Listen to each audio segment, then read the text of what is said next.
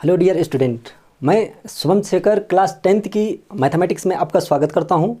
और जैसे कि आप सभी को पता है कि आजकल लॉकडाउन के चलते हुए पूरे देश भर में आप अपने विद्यालय परिसर भवन में अध्ययनरत नहीं हो पा रहे हैं।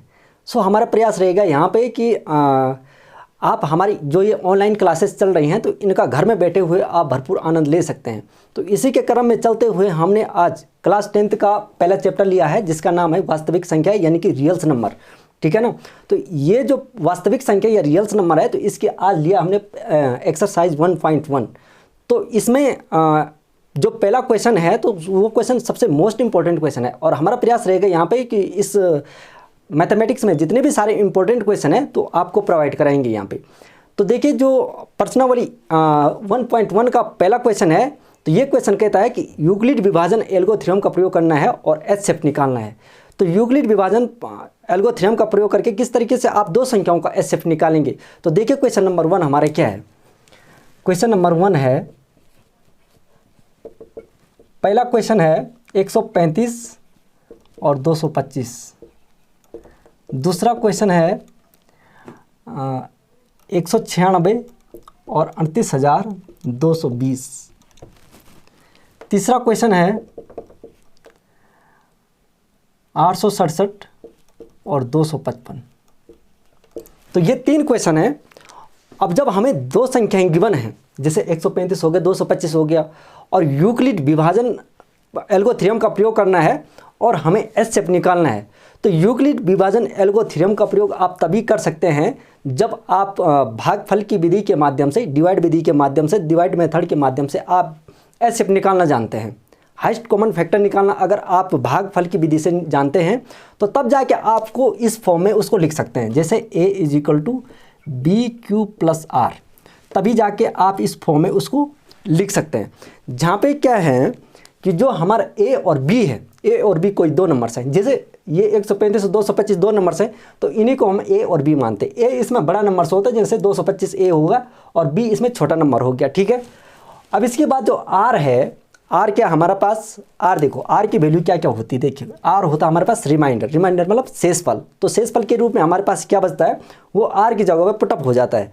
अब देखिए जो ये r की वैल्यू है तो r की वैल्यू क्या होती है, या तो less than is equal to 0 की इक्वल होती है, या तो 0 की लेस देन होती है, या फिर क्या होती है उसके बराबर होता है, या फिर ये लेस देन होता है किसके, b के। ठीक है। तो ये होता है हमारे पास r का वैल्यू। ठीक है। तो सबसे पहले दो संख्याओं का एचसीएफ निकालना सीखेंगे हम किससे, भागफल की विधि से। और जब भागफल विधि से अगर आपको एचसीएफ निकालना आता है तो तब जाकर के आप इस फॉर्म में उसको कन्वर्ट कर सकते हैं। तो देखो भागफल विधि से जैसे 135 225 है तो इसको भागफल की विधि से देखते हैं कि कैसे होता है। देखिए हमेशा जो छोटी संख्या होगी तो छोटी संख्या का भाग बड़ी संख्या में दिया जाएगा। ठीक है ना। तो देखो 135 का भाग देंगे हम किसमें, 225 में। अब देखिए ये जो 135 है भाग देना तो सभी को आता है। तो 135 का भाग अगर 225 में देंगे तो कितनी बार जाएगा, एक बार जाएगा। ठीक है ना। 135 ही कम 135 होता है। अब जो ये घट के आएगा उसको इस साइड लिखा जाता है, इस साइड। ठीक है ना। और जिस संख्या से भाग दिया उस संख्या को यहाँ लिखा जाता है। ठीक है। तो 135 को उठाए यहाँ और जो ये घट के आएगा भाग देने के बाद जो घट के आएगा उस संख्या को लिखा जाता है यहाँ। ठीक है। तो 225 में से 135 गया हमारे पास तो हमारे पास बचता है 90। ठीक है ना। अब देखो इस 90 का भाग देना किसमें, 135 में देना है। अब 90 का भाग 135 में कितनी बार जाएगा, 90 दोनों 180 होता है तो 180 ज़्यादा हो रहा है इससे, तो यानी कि एक ही बार गया। ठीक है ना। 90 कम 90। अब फिर इसको घटा करके यहाँ लिखा जाता है और इस संख्या को उठा करके यहाँ लाना है। ठीक है ना। तो इस संख्या को उठाई मैंने यहाँ लाया। ठीक है। अब इस संख्या को, इस 135 में से 90 को घटाना है। अब 135 में से 90 गया तो हमारे पास कितना बचेगा, 45 बचेगा। ठीक है ना। अब फिर से इस 45 का भाग इस 90 में देना है। ठीक है। तो 45 का भाग 90 में देंगे तो 45 दूना कितना होता है, 90 होता है, यानी कि दो बार भाग गया। तो 45 दूना 90। अब 90 में से 90 गया तो 0 बचा। ठीक है ना। और जिस संख्या से लास्ट में भाग दिया जाता है तो वही संख्या हमारी क्या होती है, एचसीएफ होती है। तो इस लास्ट में किसने भाग दिया, 45 ने भाग दिया, तो यानी कि हमारा एचसीएफ हुआ कितना, 45। ठीक है। अब देखिए इस भागफल विधि से तो आपने जान लिया है। अब इस फॉर्म में आप कैसे लगाएंगे इसको। ठीक है ना। तो सबसे बड़ा जो नंबर होगा उसको एक ही जगह पे पुटअप करेंगे। ठीक है ना। तो सबसे बड़ा नंबर कौन सा है मेरे, पहले ये 225 है। ठीक है ना। तो 225 को मैंने यहाँ पुटअप किया। अब इसके इक्वल टू उससे छोटा नंबर बी की जगह पे आता है, तो उससे छोटा नंबर कौन है हमारा 135, जिस संख्या ने भाग दिया है, ठीक है ना। तो 135 ने भाग दिया, 135 ने भाग दिया। अब भाग देने के बाद कितनी बार भाग गया, मतलब गुणा का सिंबल लगेगा तो कितनी बार भाग गया, तो भाग गया हमारे कितनी बार, एक बार गया भाग।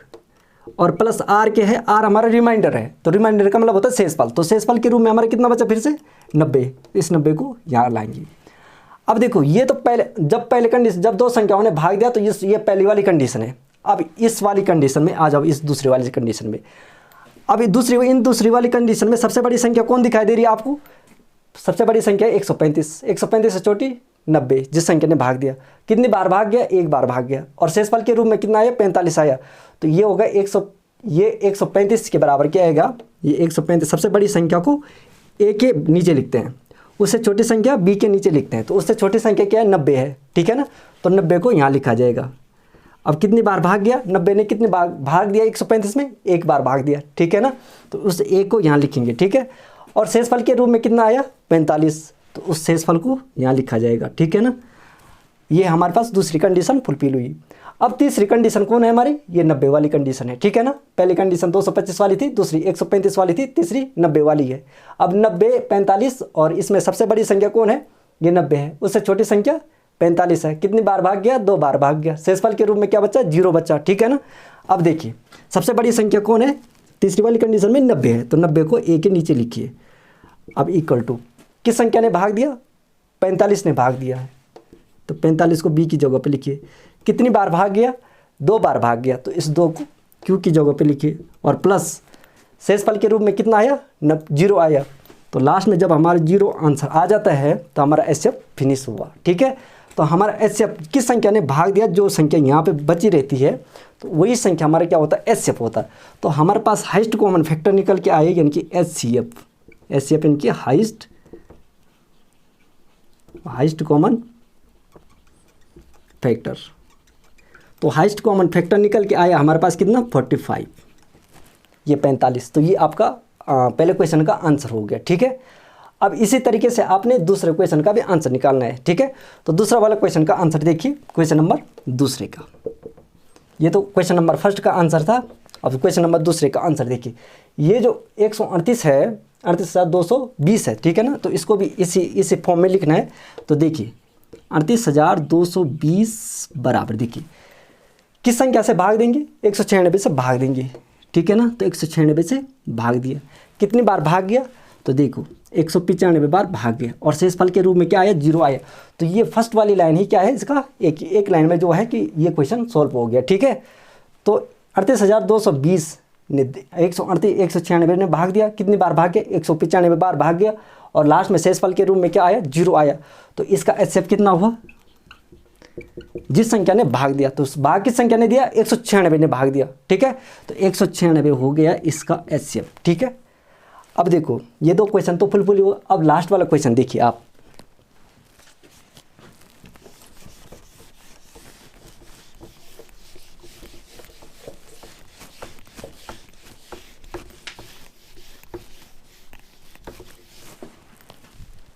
लास्ट वाला क्वेश्चन है हमारा 867 और 255। तो पहले भागफल विधि के माध्यम से देख लेते हैं, ठीक है ना। तो 255 का भाग देना है किस में, 255 का भाग देना है 867 में। तो 255 और 867, ठीक है ना। तो 255 का भाग देना है 867 में, ठीक है। तो कितनी बार भाग जाता है, देखिए इसका भाग जाता है 3 बार। तो देखो 255 यहाँ कितना होता है, देखो 5 या 15 का 5 हासिली 1 हुआ, 5 या 15 1 16 का 6 हुआ हासिली, फिर से 1 हुआ, ठीक है। और 3 2 6 6 1 7 हुआ, ठीक है। इनकी 765 बार, इनकी 3 बार भाग गया, ठीक है। अब इसको जब भाग देते हैं तो घटा करके उस संख्या को यहाँ लिखा जाता है और इस संख्या को उठा करके यहाँ लिखा जाता है, ठीक है ना। तो इस 255 को उठा करके यहाँ लिखा हमने, ठीक है। ये 255 उठा करके यहाँ लिखा और जो घटा करके आया उस संख्या को यहाँ लिखा जाता है, ठीक है। तो 867 में से 6 इतना गया, तो हमारे पास कितना बचेगा 102 बचेगा, ठीक है ना। 7 में से 5 गया तो 2 बचा, 6 में से 6 गया 0 और 8 में से 7 गया तो 1 बचा, ठीक है। यानी कि 102 बचा। अब 102 का भाग इसमें देना है। अब देखो 102 दूना होता है कितना 204, यहाँ कितना है 255। अब 204 3 कितना होगा, यानी कि 255 से कुछ ज़्यादा ही होगा, ठीक है ना। तो यानी कि यहाँ भाग गया कितनी बार, 2 बार गया भाग, ठीक है। तो 102 दूना 204। अब जो है कि इस संख्या को फिर से घटा करके इधर लिखा जाता है और इस संख्या को उठा करके यहाँ लिखा जाता है। तो 102 को उठाया और यहाँ लाए और इसको घटाया तो यहाँ लाए। तो इसको घटाने के बाद 5 में से 4 गए तो कितना बचा हमारे पास, 1 बचा, और 5 उतर के नीचे आए, 2 में से 2 गए 0, 51। अब 51 से डिवाइड करेंगे किसको, 102 को। तो 51 से डिवाइड 102 होगा तो कितनी बार भाग जाएगा, 51 दूना 102 होता है, यानी कि 2 बार गया भाग। तो 51 दूना 102। अब 102 में से 102 गया तो हमारे पास कितना बचा, 0 बचा। तो यानी कि जिस संख्या ने लास्ट में भाग गया, तो भाग किस संख्या ने दिया लास्ट में, 51 ने दिया। तो 51 ही क्या हो गया हमारा, एचसीएफ हो गया आंसर, ठीक है। अब देखो इसको लिखना फिर से हमने किस आधार पर, यूक्लिड डिवाइड एल्गो थ्योरम पे। तो देखो यूक्लिड डिवाइड एल्गो थ्योरम क्या है, यूक्लिड डिवाइड एल्गोरिथम। अब इसको यूक्लिड डिवाइड एल्गोरिथमिक के आधार पे बेस पे लिखना है, ठीक है। तो किस तरीके से लिखेंगे, a is equal to b q plus r, इस फॉर्म में इसको लिखना है, ठीक है। अब देखो सबसे बड़ी संख्या हमने कौन सा बताया, पहले इस वाली कंडीशन में आएंगे, फिर इस वाली कंडीशन में आएंगे और फिर इस वाली कंडीशन में आएंगे। 3 कंडीशन बन रही है इसमें, ठीक है ना। तो फर्स्ट वाली कंडीशन में सबसे बड़ी संख्या कौन सी है, ये 200, ये 867 है, ठीक है। तो 867 आ जाएगा ए की जगह पे, ठीक है। इससे छोटी वाली संख्या जिसने, इनकी जिस संख्या ने भाग दिया है, तो भाग किस संख्या ने दिया, 255 ने। तो 255 आ जाएगा हमारा बी की जगह पे, ठीक है। और कितनी बार भाग गया, 3 बार भाग गया, ठीक है। तो ये आ जाएगा क्यू की जगह पे, और प्लस आर का मान कितना है, यानी कि शेषफल कितना, रिमाइंडर कितना बचा हमारे पास, ठीक है, 102। तो 102 यहाँ पे आ जाएगा, आर की जगह पे आ गया, ठीक है। अब ये तो पहली कंडीशन है, ये पहली कंडीशन तो फुलफिल हुई। अब दूसरी कंडीशन ये है, ठीक है। अब इस कंडीशन में सबसे बड़ी संख्या 255 है, तो 255 आ जाएगा यहाँ किस जगह पे, ए की जगह पे। अब इससे छोटी संख्या यानी कि जिस संख्या ने भाग दिया, तो 102 ने भाग दिया, तो 102 आ जाएगा इस संख्या पे, गुणाएंगे कितनी बार भाग गया, तो 102 ने 255 ने कितनी बार भाग गया, 2 बार दिया भाग, ठीक है। तो 2 यहाँ आ जाएगा और प्लस शेषफल के रूप में कितना आया, 51। तो 51 उतर के यहाँ आ गया, 51 उतर के यहाँ आया, ठीक है। अब तीसरी कंडीशन ये है, ठीक है। तो तीसरी कंडीशन उठा के यहाँ लाओ। तो तीसरी कंडीशन में सबसे बड़ी संख्या है 102, तो 102 एक ही जगह पे आ जाएगा। और किस संख्या ने भाग दिया, 51 ने भाग दिया, ठीक है। तो 51 यहाँ आ गया और कितनी बार भाग गया, 2 बार भाग गया। तो उस 2 को यहाँ लाएंगे और शेषफल के रूप में कितना बचा, लास्ट में 0 बचा, तो 0। अब जब ये लास्ट में 0 आ जाता है शेषफल, तो हमारे यहीं पे क्या होता है, एचसीएफ समाप्त हो जाता है, ठीक है। तो हमारे पास एचसीएफ इनके हाईएस्ट कॉमन फैक्टर निकल के आया यहाँ पे क्या, जिसकी संख्या ने लास्ट में भाग दिया 51 है, तो 51 ही हमारा आंसर हो गया, ठीक है। तो ये 3 क्वेश्चन थे स्टूडेंट। तो हमारे 3 क्वेश्चन फिनिश हुए यहाँ पे। तो thanks for watching for this video.